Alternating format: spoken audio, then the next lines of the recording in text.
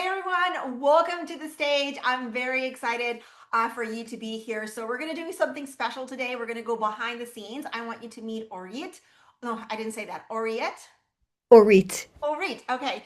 I want you to meet Oreet. She's been in the industry for decades, and she's going to share some of the behind the scenes of what it takes to go from a newbie instructor doing this for fun all the way to a full-time fitness boss where she's Yeah. doing this full time. This is her life, her passion, and we get to see. She'll share a little of the behind the scenes of the money making, the business side, all that jazz, so that you can do this too.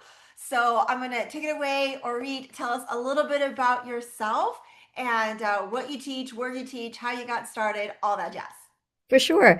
I'm the founder of SharQui, the belly dance workout. But how I got here was I was a dancer all my life. I was a professional dancer in New York City, and it was hard, I'm sure, as you know, Jessica.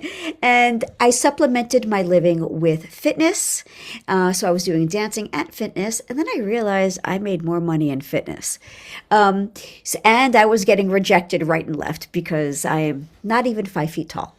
So, anyway, so I was making money in fitness and I realized, wow, why not dance and fitness together? And this is back in the 90s.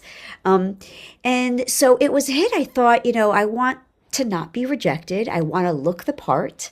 And so I figured belly dance fitness. And I not only did belly dance fitness, but I also taught step, high low impact aerobics, strength training, urban rebounding, all that. All of it, right? Once we get Yeah, into one format, we just start to totally. accumulate more. They're so exciting to have. Yeah. Now, how long have you been teaching for? I've been teaching since 1995. A long time. So looking back, what do you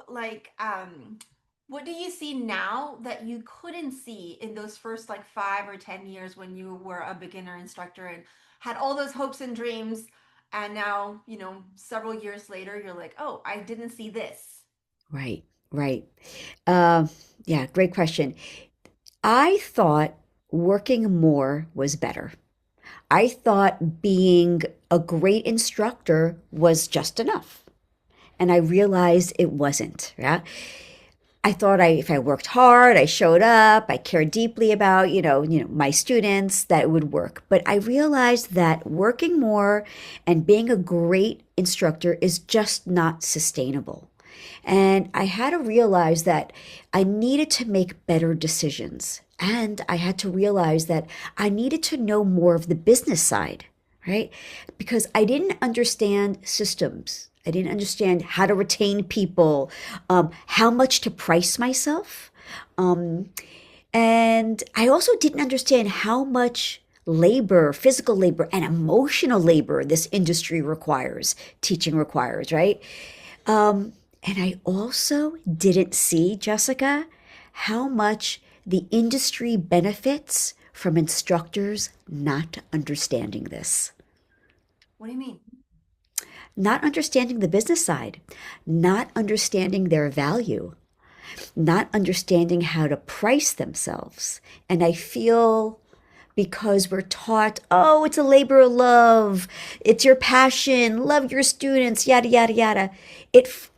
Not that it forced. Over time, instructors thought, okay, it's a labor of love. I can't make this my livelihood. You're so right. I got some heat at the beginning back when I was like starting out helping instructors make money, and helping instructors actually started out helping instructors grow their classes and teaching them marketing. And one of the big statements that I had was, helping one person isn't enough, because they teach you that, right? As long as your fitness instructor, as long as one person comes to class, that's enough. You're helping one person, and they kind of drill this in your head. And I've heard this from multiple formats, so it's not just like it's like the industry standard. They do kind of, I don't want to say brainwash you, but they do ingrain this in your brain that because you do something that you love, that should be the important part, right? And the making money, like it's almost even wrong to talk about it. So me going out there and saying, well, I'm helping one person, it's not enough, it'd be like, oh, how dare you? It's like, well, Mhm. it's not enough to pay the bills. It's not enough to pay for the gas that I had to come. It's like, I want to help more people. And if I helped one person, that's great. But I want to help multiple people. And then that helps me also make money and like pay the bills. Like it should be a mutual thing. So I absolutely agree with what you say. And I disagree with that whole statement. Because you're doing something that you love doesn't mean that you're not supposed to make good living out of it, right? You can do something that you love, help multiple people and make good money from it, but you have to be smart on the business side. Like you said, it's not just being a good instructor or teaching more classes. Like I was so guilty of that at the beginning. Mhm. So at any point did you realize, or like when was there any specific moment in your life when you realized that just more classes, like you said, more effort wasn't going to get you to that full-time income that you were looking for? When was the moment? The moment when I, that's a great, when was, I'm just trying to think, Jessica, sorry. I think when I created my business, when I started my brand, because I knew it worked. That was the moment when I knew I needed to have a system. And I knew I needed to have people working for me and people getting certified by me because I can't be everywhere. That's And when. how long between you became an instructor to you opened up your business and you're trying to branch out and level up from being an instructor, how long did that take you? See, I was starting around in 1991, kind of playing with the idea of being a teacher and practicing, but 1995 is when I went pro. Honestly, it was only 3 years, 1998. That's when I had the idea for my business, and I knew I'm going to be in it for the long haul, so I got to figure something out. Love that. I've met so many instructors that even just saying going pro, it like scares them, right? It's like, but you're already teaching 17 classes. That already makes you Yeah, a pro. You're a professional. This is your profession. Uh, absolutely. yes. So awesome. And what were you expecting with the whole, like when on the business side? As you're being a fitness instructor, you've been doing this for 3 years. You've been teaching a bunch of classes. You're moving into business owner. Did you want it to like rent a space? Like what did that look like for you? It was for me to scale, for my brand to scale, I needed to create a certification so Mhm. more people can be me. Yes. Yeah. Yes. Um, that's the first thing. And the second is I mean, systems. I was already automating things back in the day when systems just started. So that's what I did. And when you say systems, like what do you mean with systems? I mean, starting uh, to teach online. When I say teach online, nothing like Zoom, but start to create videos. Start sending them out, even though it was kind of janky at the time, but a system where I don't have to keep teaching. I do it once and then they pay me and I send it to them. Love it. That's exactly, I strongly believe in that business model as well because it saves your body. It saves your body so much. I've met so many instructors who've been teaching for 30 years and it's great. And they've been teaching 17 formats and it's great. And they've been teaching 17 classes a week and that's great.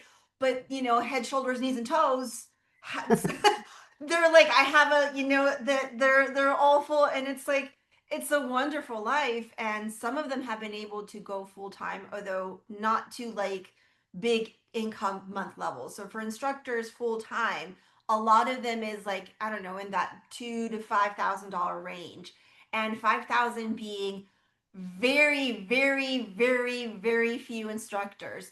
I haven't met an instructor who was like at the 10,000 per month level. So like those, that's a unicorn in this fitness. Personal training, yes, but group fitness, a little bit of a unicorn. So even the full-time instructors can't seem to get to like a six-figure type income. So yes, I definitely believe that duplicating yourself in a way that saves your body and that allows you to get paid at a premium level is the one, not instead of your classes, but on top of your classes, so that you can still have that in person. I mean, we love teaching classes, but you don't have to teach 17 of Of course. them to make Absolutely. money. Mhm. So what was the hardest mindset shift that you have to take around pricing to make this happen, or about, getting paid for your expertise and for your certifications to make this happen? Letting go of the idea that charging more was being selfish. I really had to understand that experience has value. Mhm. Being a clear teacher has value. Um, Being able to help people succeed has value, right? Um, yeah, that was one mindset shift when it comes to teaching. Um, and that structure, what was I going to think? Pricing and worthiness is it feeling that you're worthy to getting the price you want. It's that's how you're going to be sustainable. That's it. Point blank. The That's way it. I like to think about it, because I talk to instructors all the time, and I want to say 98% of the instructors that I talk to are underpricing themselves. Yeah, They're either totally. underpricing themselves with their classes, or they're underpricing themselves when they go to the gym and they accept. I would just read a post, and somewhere in the UK they're like hiring instructors for $3 a class, and it's like insane. It's just like, what? And like, well, if you've never started, like, sure, take it. Like, if you're year one of teaching and you have zero experience, okay. But even if you just have 1 year of experience, like, say no. It's just like, Yeah. say no to that. Or if you're going into the online space, or the coaching space, or the, building your online program space, it's like, charge $200 for something. Oh my gosh, no, right? Yeah. So 99% of the instructors that I talk to are underpricing themselves. And the way that I like to think about it is that it's not so much how much you're charging, it's what you're giving. And it's That's right. the transformation that you're giving, and it's also the opportunity cost. If they don't spend that money with you, they're more likely going to spend way more fixing whatever they didn't fix, right? The Right. diabetes, the surgery, the heart surgery, the, like, all of these other long term. So actually, your class or your $200 thing is actually the reasonable price because you're doing it at an early stage. But if you Yes. don't, it's going to be so much harder. And if I may interject, we see how often do we see the doctor? Not as often as a client would see their fitness instructor. So we should demand for more. We're the ones that's helping them get healthy and not go to the doctor. I mean, we deserve that. Look at what we're doing. So, what have you learned the most about staying in this industry long term? uh, I've learned that you have to adapt, you have to pivot to stay long term, right? You can't stay stagnant. Um, I've also learned boundaries for sure. Boundaries. Um, and knowing when to evolve your role as an instructor. You can still stay instructor, but you can evolve into a trainer. You can evolve into some type of coach. You can evolve into someone that has, you can diversify in products. Oh, so just, yeah, that's, that's what I've learned about staying in the industry and staying relevant. Keep up with your CECs, keep up with what's going on in the industry, what's good, what's not, all that. How do you know when to evolve? Like, what made you kind of like have that inkling? It's like, okay, I've been teaching for 3 years, multiple formats, and you have that inkling for the next level. For you, what is that like? How did you know? I like friendly competition. So I watch my competitors. So whatever they're doing and what I know that I should not surpass them, but I should kind of like be watching. Are they going online? Are they doing this type of system? I mean, they really help me. What's next? What's next to come in the industry? Does that help? I hope. Yes, Yes. And it's interesting because just like I talk to a lot of fitness instructors, I also talk to a lot of master trainers in the Zumba world, Zesses and ZJs, and like the ones who travel and do these things. And it's amazing because a lot of people think that because they're famous, right, they make more money. And some of them do make a little bit more money. Some of them make a lot, but it's very, very few. A lot of them still come to me asking for marketing advice Mhm, to market their trainings, and a mhm, lot of them come to me with business advice because even though they are marketing their trainings, they're not sold out. They're still like they're still have their part-times or full-time jobs as well as their pro mhm, job. So it's I forgot where I was going to go with this. uh, but it's the perception of what is success, right, is not really clear. Just because someone is famous or successful doesn't mean that the business side of it is healthy. And so knowing when you need to change your business model, right? Whether you need to evolve and go from a fitness instructor to a pro, for a fitness instructor, I have a lot of instructors who are going into personal training because that pays more, or mhm, from personal training fitness instructors into the online space. And the online space mhm, is different, right? Online classes, not the same as an online program. So, like doing that. But mhm, oh, yeah, as you were saying with competition. So, I talk to these instructors and to these pros, and they're like, I don't know how to make money. And you look at some of them, and a lot of them have online programs. Like some mhm, of the big names are launching their own. Some of them are in personal development, some of them are in fitness, but they're also launching their own online thing. And it's like, mhm. if the big name pros are launching online thing, do you think the smaller everyday instructor should be looking into that? It's like, Exactly. you Right? probably should. If they're doing it, then you probably should. So Yeah. I love the whole like look to your right and look to your left. And it's not about competition, but it's like, what is the Right. industry doing? Right? Exactly. And where are they shifting to? Because if Exactly. you don't shift towards that, you're going to be left behind, right? Social Yes. media was like that. Back before there was social media, right? All you had to do to grow your class was tell a friend, print some flyers, you're done. Mhm. But then social media came and it's like, oh my, all of a sudden, you tell your friend, you print some flyers and you don't grow your classes. And Right. it's just like, why? Social media, right? Yes. And those who didn't pivot or didn't like notice that and didn't get good at that got left behind. Of We're course. seeing that with the online world, right? Everybody kind of jumped online with COVID, but then as COVID went away and gyms opened up, some people removed from that. And that's okay. If this is something that you do for fun, your hobby as a retirement, that's fine. But if this is something that you want to do full time and you're neglecting the online space, I'm not talking about social media, I'm talking about online classes or online programs, right? Becoming a coach, Mhm. then you're going to get left behind. We're Yes. seeing that with AI, right? With Mhm. ChatGPT and all of that. If you don't learn how to do that now, you're like, no, it's too Mhm. complicated. That's fine. But if you don't adapt, you're going to be left behind, Absolutely. right? Yeah. Um, so, Yeah. And Jessica, if I may, because you may have older, more mature active agers in your programs or in your group. I'm 53 and I'm proud of it. And so, yeah, I still teach, but the way I pivoted more and for it to be scalable and stay sustainable and have longevity is I went from more teacher into mentor. And that's what has helped me. I save my body a little bit more, but I'd still teach. So that might be an idea for those who are want to save their bodies more.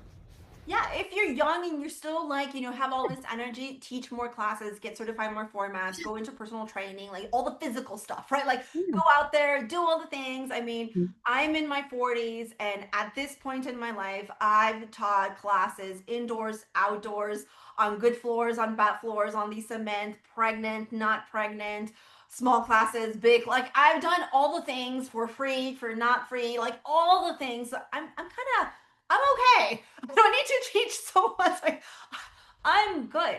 But as you develop that experience, right, with your body and making sure that you're easy and fun, easy to follow, fun to do, all of that, you're also developing all of these experience in your brain.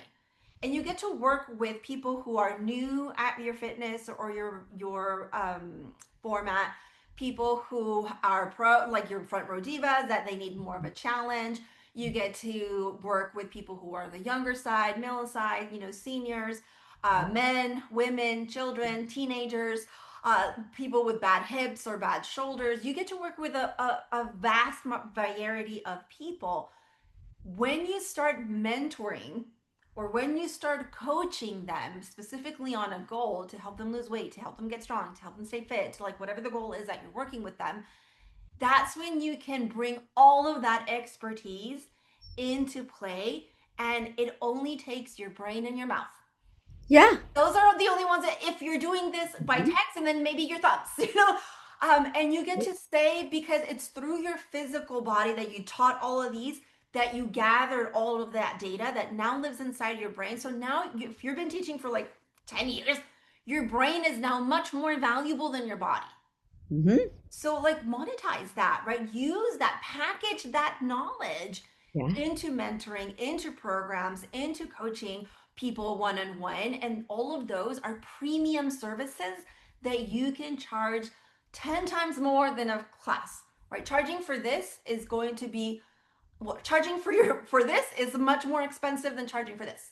Mhm. Want to look at it that way. So if you're Mm. charging for a class or a workout, you're charging for what your body can do. If you're charging for mentorship, right, you're charging for what your brain can do and how you can help them move from A to B with the experience that you have. So I love the way that you said that. Love it. Now, if you could, well, let's talk a little bit more about the money making. Mm. um, there's a lot of like differences with instructors. So, in your opinion, if you wanted to make more money as a fitness instructor, not as a coach, where would you place your time? Teaching more at gyms or like going independent and renting space? Because they have these two things have pros and cons. Of But from course. the money making side and your vast experience, I'm sure you did both. Yes. What's your take on both? Well, if you want to learn the marketing and the business side, you'll make more money if you rent space and you get all the money, but you've got to do the marketing. Now, if you teach at a gym, you may not make as much money, but they can handle some of the marketing. But here's the thing, sometimes they don't do enough marketing for you. So here's the thing, when you teach at a gym, you must get their emails. You must get the students' emails because you'll never know what's going to happen to the gym. So you're going to, if the gym burns down, you have nothing.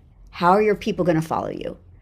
But first and foremost, learn the business side, rent studio space, make more money, and make sure they go to you to learn, Jessica. Love it. So on the independent side, so let's say that, I'm a fitness instructor. Yeah, I'm teaching in a gym. Love it, but I want to make more money. So, okay.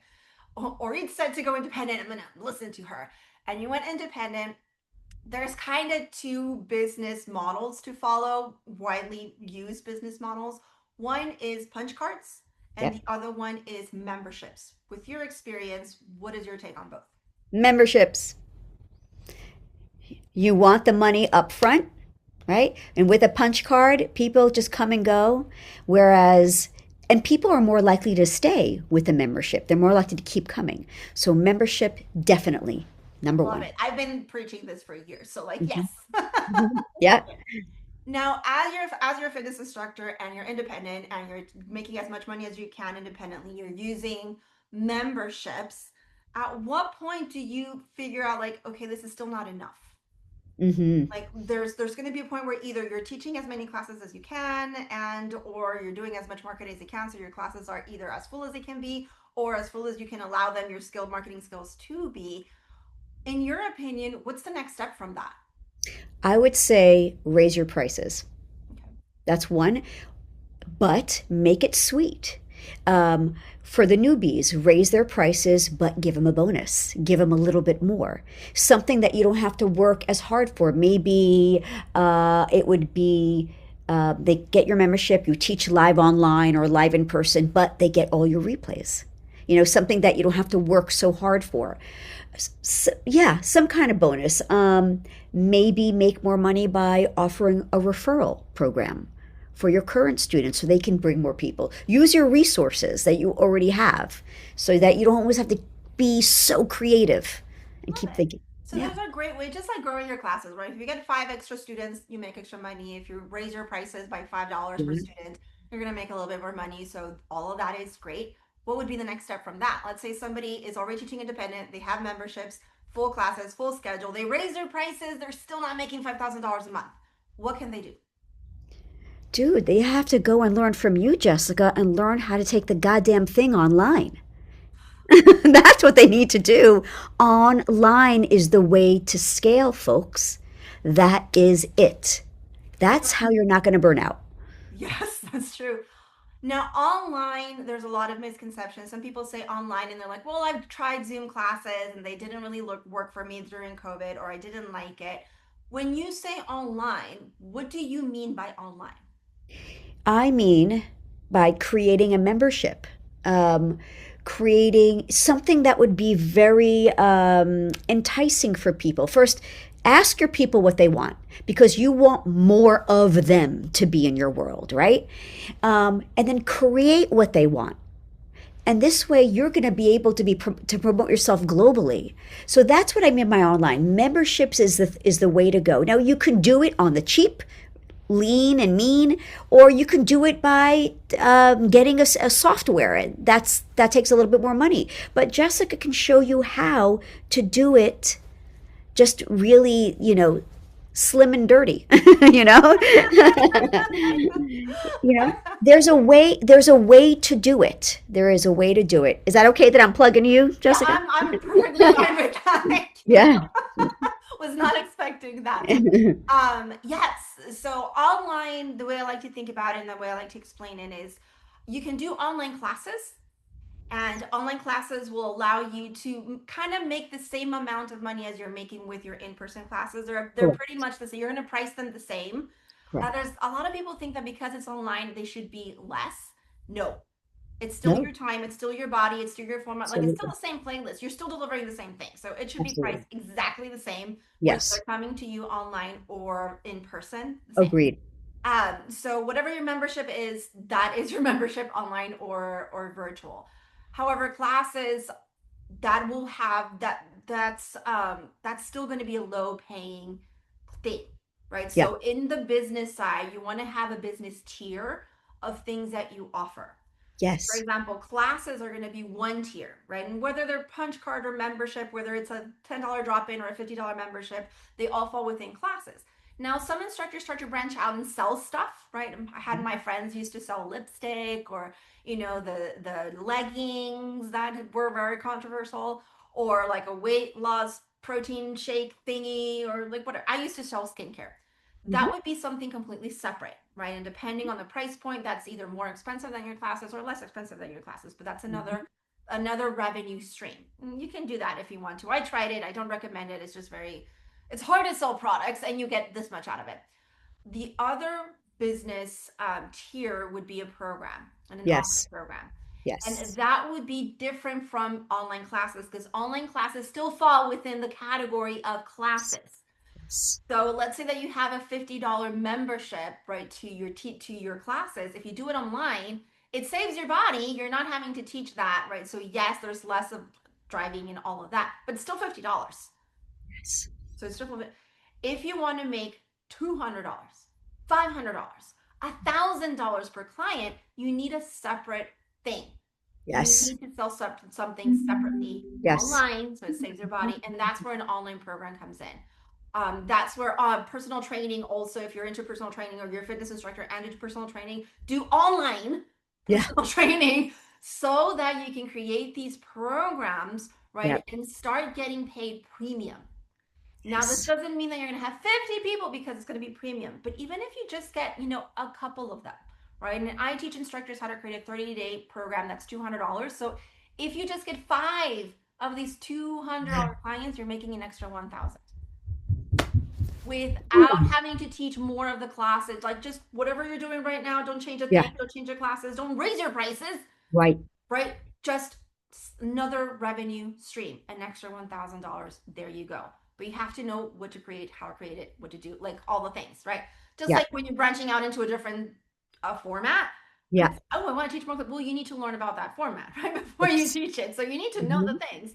So just know the things. So love it. If I may, in my company, we have a membership for live Zoom classes. But then Love here's it. what I Yeah. do. Mm-hmm. Because it's already recorded, I take those live classes that were recorded, I bundle them up into a bundle or a program. Yeah. And here's another thing, you're already doing live classes. So those people who say, oh, I can't do video, I can't promote, well, there you go. You already have the video that you made. So you've just killed three birds with one stone, promotion, I bundle. love, yes, and you like using more, repurposing your stuff as well. Yes. Huge, huge way to monetize on Yes. your expertise. So love that. So if you could go back to your younger instructor self, what piece of business advice would you tell yourself? Can I curse? We're all adults here, so fine. I don't effing wait for permission. Don't wait for permission and create your own goddamn opportunities. Don't wait for someone to give it to you. I had to create my opportunity. If that's it. I had to create it. And I wish I had you, Jessica, to help me because back in the day, there was no advice on business. There was no advice on bundling and doing online and creating a certificate. I had to figure it all out myself. I made expensive mistakes. So do the goddamn thing. Don't wait for permission. Create your own opportunity. If you have an idea, do it. And then get help because now in this day and age, help is everywhere. It's And you so have easy to Jessica. get help.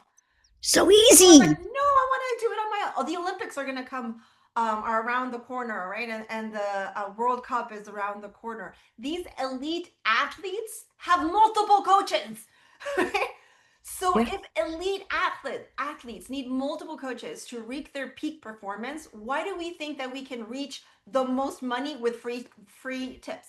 Like, no, I'll figure it out. I'll Google it. I'll YouTube it.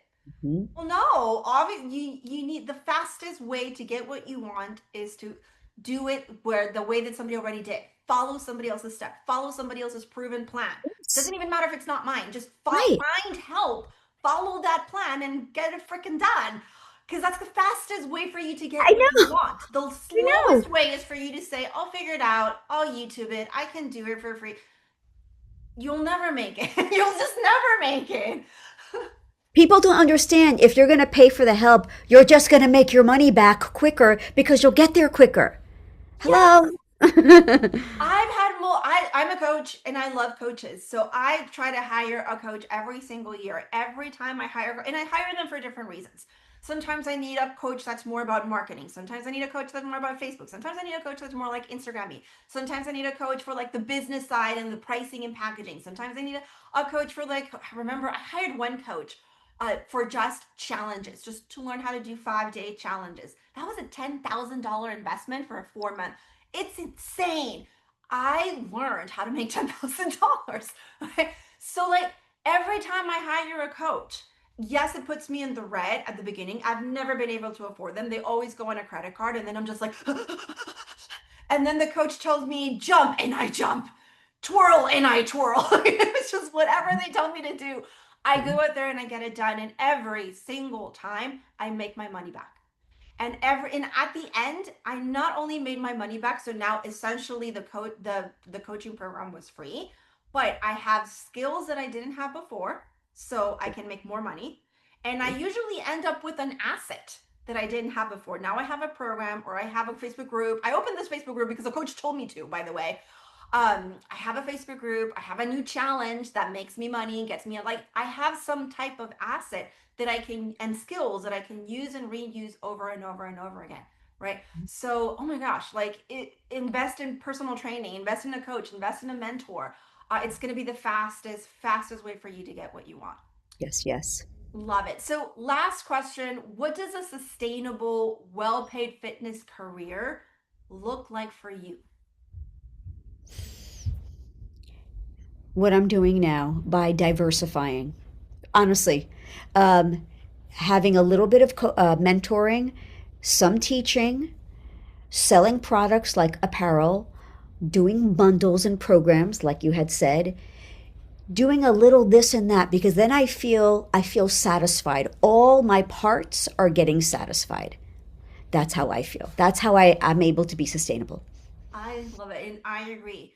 I like to see it as we don't do programs instead of classes, we do with them, right? So it's part of like It's part of our business plan. So we have programs and we have classes and we have programs because they give you different things, right? And you give different things. So your classes usually those make you happy, and then Yeah. it makes other people happy. So classes are your happy makers. Okay, everybody's happy. Most people can afford a class.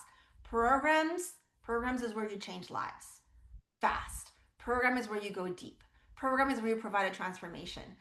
And programs is how you make more of your money. It's your money maker. So classes make you happy, programs make you money, and now you get to do both. Yeah. You get to make money doing what you love. So as long as you're doing it the smart way, right? So Yes. it's not about working more, it's about working smarter. So Orit, it's been wonderful having you here. Any last words, any piece of advice that you want to give out?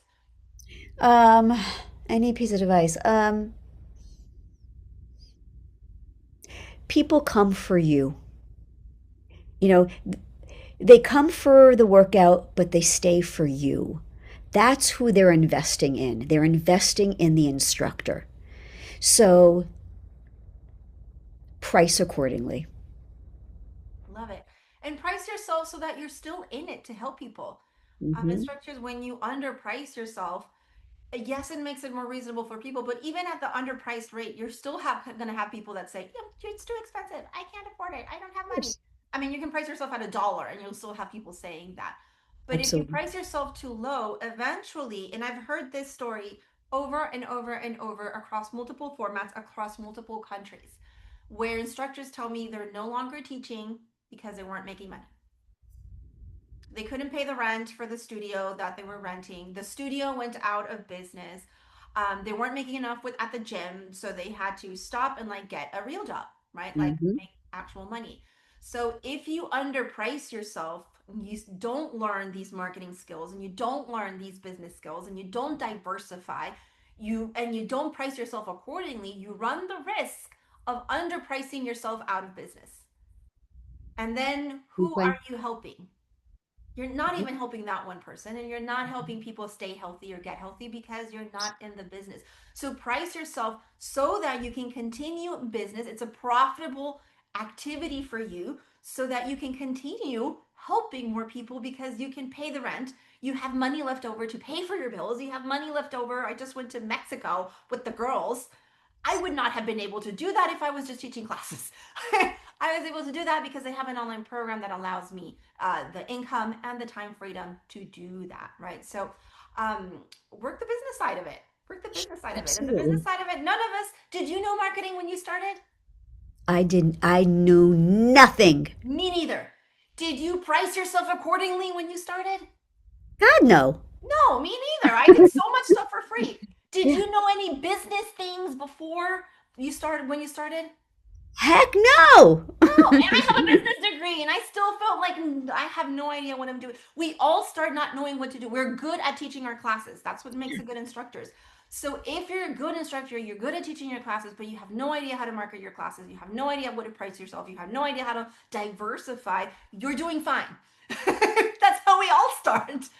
Get Yep. help.